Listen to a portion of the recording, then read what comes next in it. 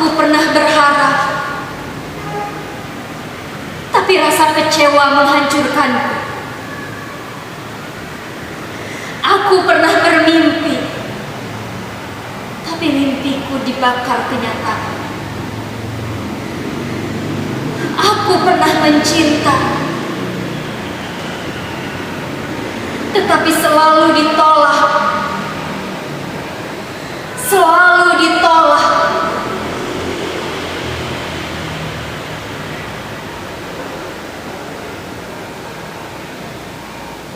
Namaku Serintil. Entah, aku harus menyebut diriku ini seorang apa. Dulu, aku ini seorang ronggeng. Tapi nampaknya, kini sebutan itu sudah tak lagi melekat pada tubuh. Ya, Indang Ronggeng telah pergi meninggalkanku.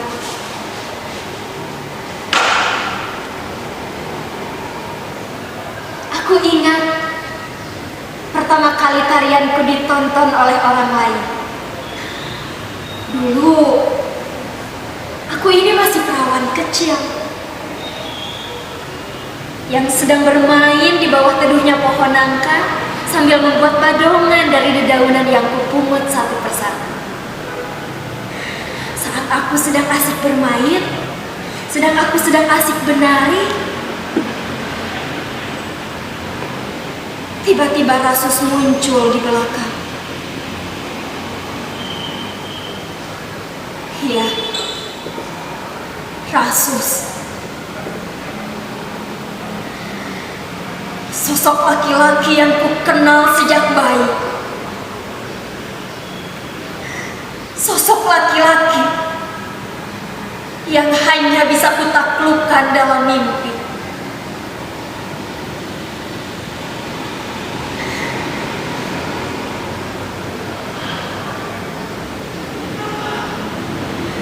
Rasus.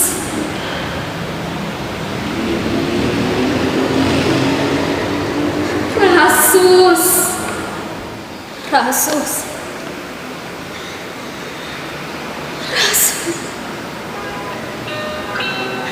Nama Rasus membawa ingatanku pada malam buka kelambu. Pada saat malam buka kelambu, dua orang laki-laki datang. Dia bernama Dower dan satu lagi aku tidak tahu siapa namanya. Mungkin dia anak lurah. Jantungku berdebar, perutku sakit. Aku bingung, tidak tahu apa yang mesti aku lakukan. Ya, waktu itu Nyai Kartareja datang untuk menenangkan pikiranku yang gelisah. Tapi kegelisahanku memuncak ketika aku mendengar di luar sana Nyai Kartareja dan dua orang laki-laki itu ribut. Nyai Kartareja melelang keperawananku kepada dua orang laki-laki itu. Aku berpikir, begitu sulit persyaratan menjadi seorang ronggeng.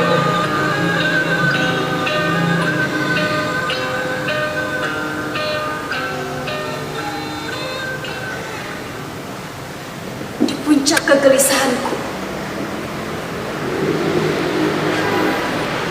tiba-tiba Rasus muncul. Rasus, ia begitu gagah. Wajahnya begitu merah diterpa cahaya. Entah kenapa, aku merasakan sesuatu yang berbeda. Kupasrahkan tubuhku kepadanya. Rasanya lebih masuk akal ketika aku memberikan keperawananku kepada Rasus. Kutanggalkan semua pakaianku, dan sisanya alamlah yang mengajarkan.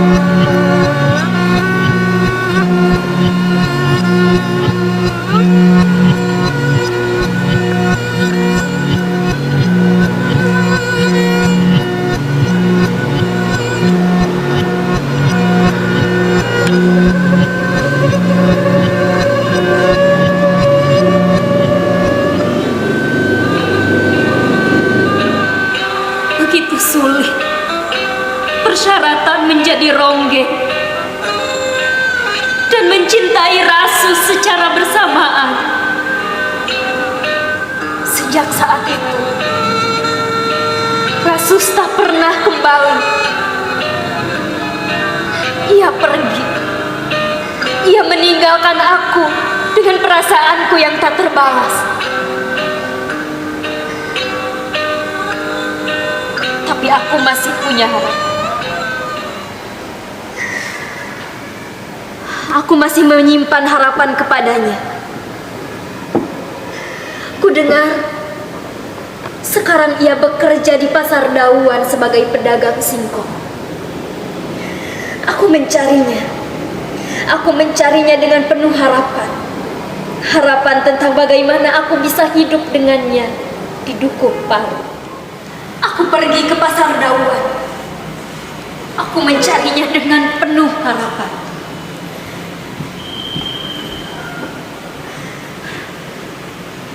Rasus, Rasus, di mana kamu, Rasus? Rasus.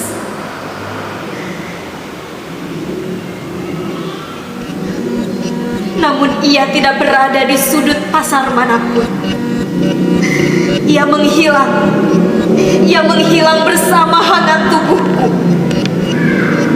Aku tidak mengerti bagaimana seorang lelaki bisa begitu leluasa meninggalkan perempuan yang dicintainya.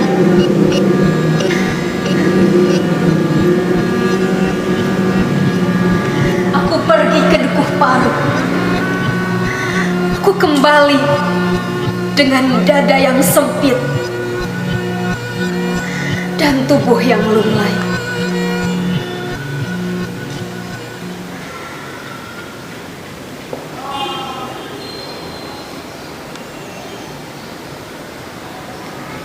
Sesampainya di Dukuh Paru, di sana Nyai Kartareja sudah menungguku. Dia bilang, aku harus tetap menari demi kebaikan Dukuh Paru.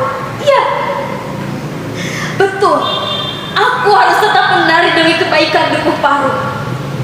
Namun rasanya sudah berbeda. Rasanya sudah berbeda ketika aku harus menari dan mencintai Rasus secara bersamaan. Aku menolak untuk pentas. Aku menolak untuk pentas. Aku tidak mau menari untuk orang lain. Tanpa Rasus, semua sudah tidak ada artinya. Tanpa Rasus, semua menjadi hampa. Itu dia. Itu dia. Aku menemukan alasan lain untuk tetap menari. Ya, indang ronggeng masih bersemayam dalam tubuhku. Aku masih bisa menari demi kebaikan Dukuh Paru. Dan mungkin bisa melupakan Rasus seiring panggung berjalan.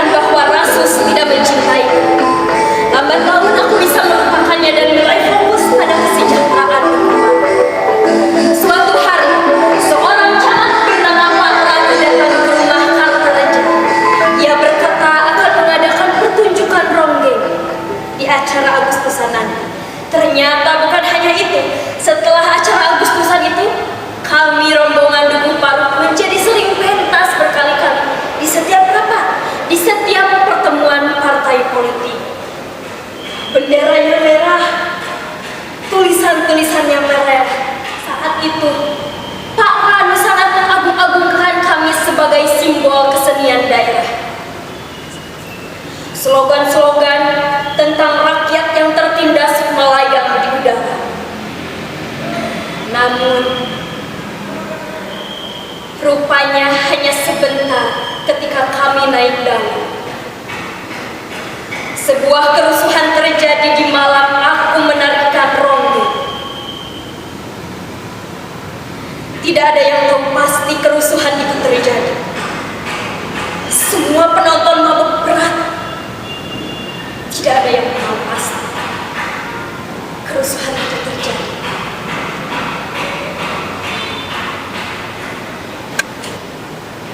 Kami sudah lelah untuk pentas demi kepentingan partai politik. Apalagi setelah insiden itu terjadi. Aku bersama Kartareja memutuskan untuk pergi ke kantor polisi terdekat dari Dukuh Paru.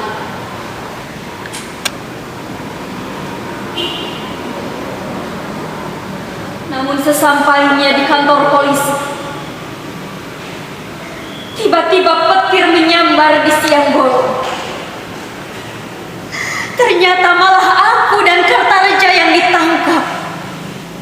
Katanya, aku adalah PKI.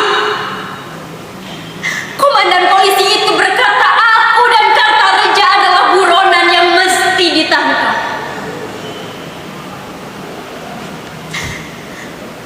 Tubuhku seperti ditiup angin. Lemas. Dadaku berdebar kencang. Darah meledak-ledak di setiap ujung syaraf. Aku tidak mengerti bagaimana bisa mereka menangkapku dengan begitu leluasa.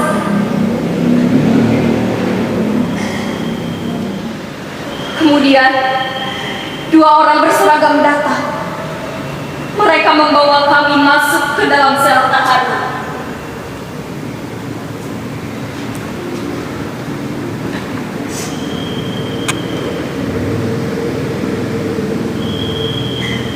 Aku kira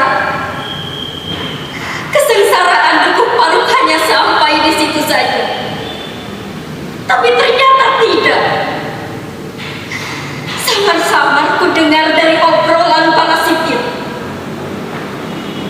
Dukuh Paru telah dibakar. Aku berontak. Aku berontak. Aku berontak di dalam sel.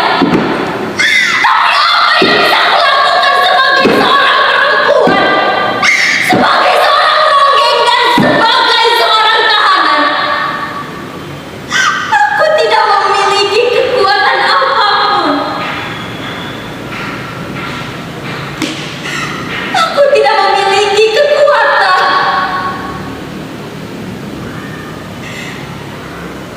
Aku hanya berharap Dukuh Paru baik-baik saja.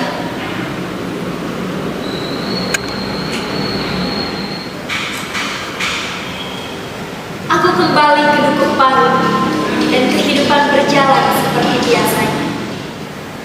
Suatu ketika terjadi sebuah pembangunan besar-besaran di Dukuh Paru. Katanya mereka ingin membuat perairan untuk bendungan di bukit. Saat itu juga aku bertemu dengan seorang laki-laki. Ia bernama Pak Bajus. Mas Bajus namanya. Dia adalah yang memimpin orang-orang mengukur tanah di sini. Mas Bajus orangnya begitu baik. Aku menjalin kedekatan dengannya. Angan-anganku begitu tinggi kepada Mas Bajus. Mas Bajus orangnya sangat bertanggung jawab. Aku kembali membayangkan tentang perkawinan, tentang bayi-bayi yang lucu. Mas Bajus dengan segala kebaikannya membuat aku percaya, membuat aku kembali percaya kepada laki-laki. Setelah sekian lama aku menolak dan mengacungkan laki-laki. Aku mulai tenggelam dalam penglihatan-penglihatan, bayangan-bayangan, dan aku menyimpan perasaanku pada Mas Bajus.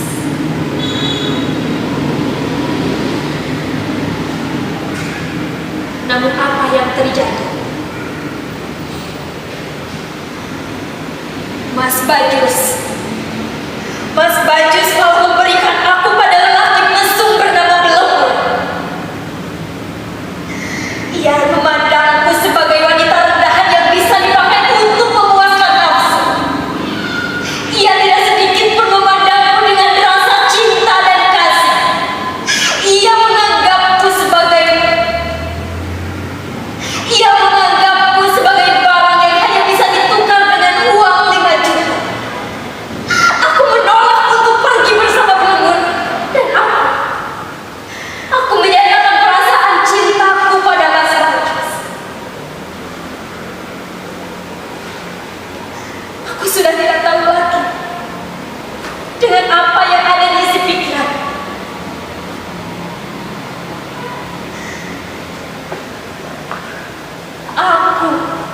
Aku dan Mas Bajus mengalami pertengkaran hebat hingga pada akhirnya sebuah tombak membuat kesadaranku tumbang. Ingat, kamu itu orang tubuh parut serintil. Kamu bekas PKI. Kamu bekas tahanan. Kalau kamu tidak menurut, aku bisa mengembalikanmu ke dalam sel tahanan, dan aku bisa melakukannya. Ingat itu.